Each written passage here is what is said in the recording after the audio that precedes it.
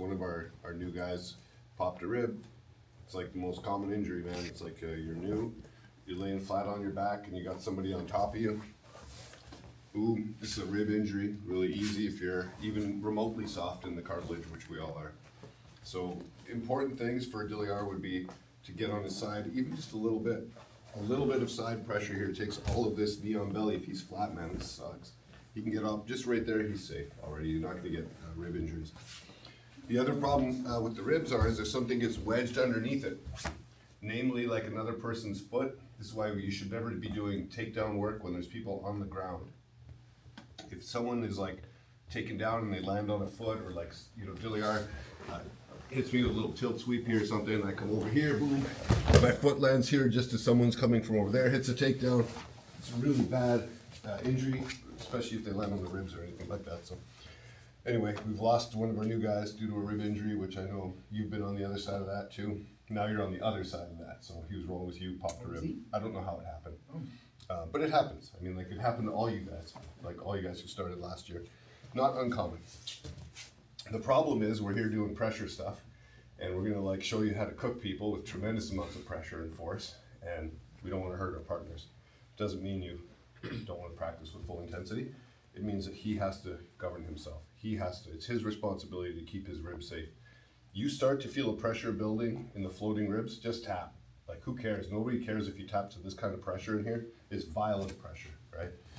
So first of all, if I'm here applying pressure to Dilliar, this is really no pressure. This is just however fat I am. How much I weigh is the only pressure. He'll tell you this is not. About 190. Yeah, about 190. Thank you, buddy. It's not 193. But there's no real pressure here. But if I take this off and I stick my shoulder here, right? Now we have more pressure. Just a little bit of difference. It's like standing on like a high-heeled shoe versus standing on a running shoe. The high-heeled shoe is always going to apply more pressure. So this would be obviously more, I'm keeping my knee on the mat, but if I take that off, a lot of pressure. The shoulder's kind of pointy, right?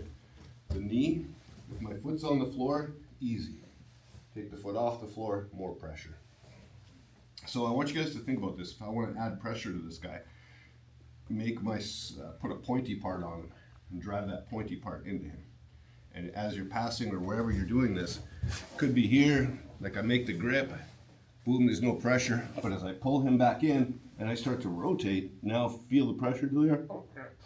A lot more pressure. So we're always kind of looking to put small parts onto him and drive all our weight into that small part. So everything we're going to do is going to revolve around that. I'm going to start with a little movement drill. I'm going to start with it in a way that's safe and easy. I'm going to keep my shin, which is not a pointy part, it's just a blade across him. He's going to lift his side up just a little bit. I'm going to windshield wiper across. He's going to turn all the way in and push my knee off. As he does that, I'm going to throw my hook in and back step all the way over to here. From here now, he's going to sit up to turtle. I'm going to connect my elbow to his hip and make him do all the work here. I'm going to wedge this knee inside, take the back. Yeah.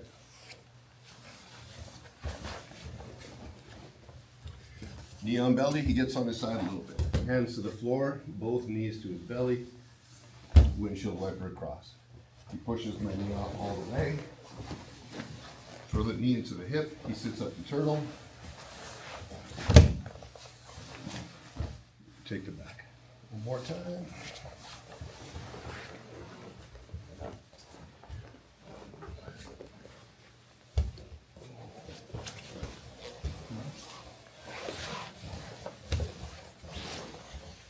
Make sense?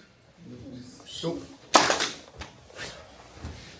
but windshield wipe, get across, boom. As I lose the position, I'm like stepping through and like staying connected to him. But my elbow is pinching on the hip when he goes to sit up. He's gonna work for it. Knee goes in, and I don't throw this hook up and over. As soon as I do this, he's gonna shuck me forward and get out of here. And I'm gonna end up in this weird position. I'm gonna lose everything. Come back down. So here, windshield wipe. I'm not quite sure how to help you. Shut up. Make him pull me up, wedge this knee to the inside, and I stay behind it. I connect the hands right to the center of his back, and I pull him in, throw my hooks. So the two steps where I want you guys to kind of work on is obviously on the back step part. He starts to go, boom, boom, boom, and then here. That's it. He does all the work for me here. On the back step, your weight distribution matters a lot. Here, here. Nope. I lose the position. So I'm like spinning on that one knee, it never moves. So I have my knee on belly. As I lose the position, this knee goes down. Clearing. Usually you want to trap this arm because they're attacking it. Boom. But if the arm's gone, that's when we hook the hip. Let him rise up. You're not letting it go. Right. He's gonna have to work, he's gonna have to earn it, man. You know what I mean? Like, I'm not dirt burning any energy here. Connect. Make sense? Keep going. Do a mount escape like kipping or something where he bridges. Right. It makes sense for me just to go to knee on belly instead of commit to staying in the mount, then I'm about to lose everything. Yeah, I mean, a good guy should be attacking off every escape. If you escape mount, it means you put your partner out of position, you should be attacking immediately, not escaping and then thinking about or admiring your escape, and then attacking later, attack immediately, right? So as he goes to kip, boom, I'm gonna windshield wiper and gets a knee on belly, here, now I'm gonna start looking for the arm bar on this side. If he puts the hand on the knee, and most people will, especially if I'm like grinding my pointy knee into his sternum, or pulling up on his gi and driving the knee in, he's gonna push it off and make a huge space. As he does that, I shoot my arm inside, step the foot to the center of his back, turn, and enter into the arm lock from here. So we're gonna add this into our drill. Okay, I'm just thinking about how I can make this a whole thing. I'm gonna make this up as I go, man. All right, so I'm gonna windshield wiper across. If he exposes the arm, I'm gonna hook it, let him push my knee off, and then step over and attack the arm bar. If he pushes my knee off without making that big hole for me, no problem. Back stepping over here, I'm gonna let him rise up. As I go, the knee goes inside, I make my connection. I can use this foot tweak, get the foot inside, and then peel that foot away from his body. It makes it a lot easier. What I don't want to do here, and some of you are, is turning him all the way over. I can only choke him with the top arm here, right? It's boom, boom, here. That's my hook. It's not, I don't want to take him any further. We stay right here. This is all I need. Now I can start attacking chokes. Gi, no gi, doesn't make a difference.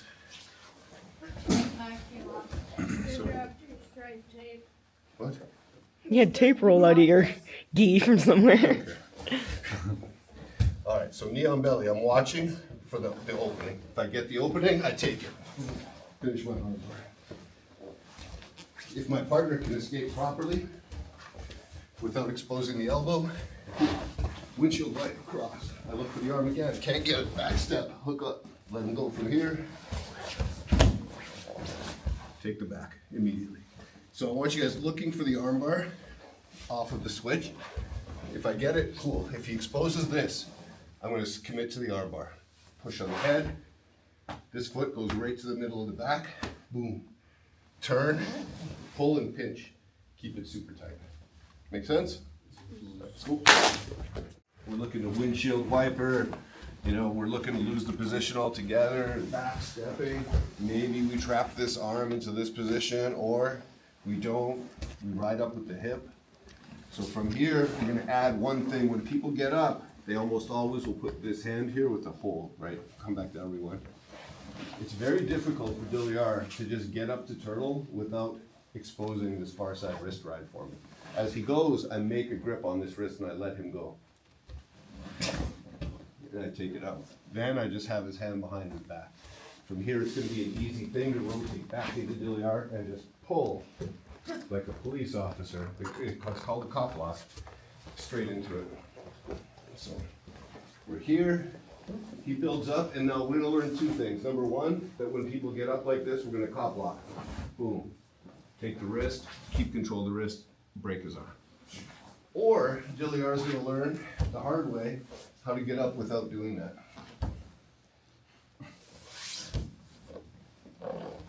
We get up without doing that. It's a hard lesson to learn. So that's what I want you guys to add to our wrinkle. Two things. Boom, boom, I want the arm bars. Oh, I lost everything. Oh, I almost kicked Atticus right in his head. If you can trap this arm in transition, this is really, really good. This would be a very bad day for Dilliard. This is okay, but it gives us a lot of different options. So boom, he starts to rise up. I reach my bottom hand in, cop lock. Then I'm gonna finish. Or he tries to figure out on his own how to not get cop locked. Go ahead.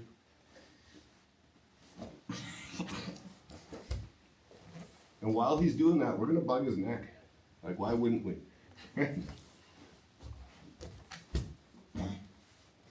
Can't do it. So hard. Okay? So that's your mission. Two things. Add the cop lock, maybe trap the arm in transition. My windshield wiper across the head. Boom, boom, I'm here.